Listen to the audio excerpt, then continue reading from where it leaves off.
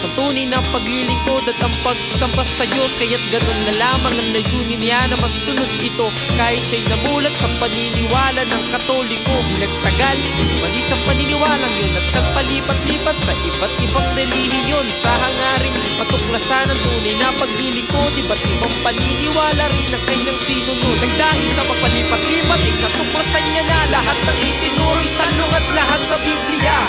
Puro ng mga relihiyong inaliban, labang pala sa aral ng banal na kasulatan. Sa mitiin niya na makapag-alin sa Ama ng tunay na paglilingkod at tunay na pagsamba. Sa 3 araw at 3 gabi niyang pag-aaral, noon inihayag sa kanya ang iwagan ng katotohanan.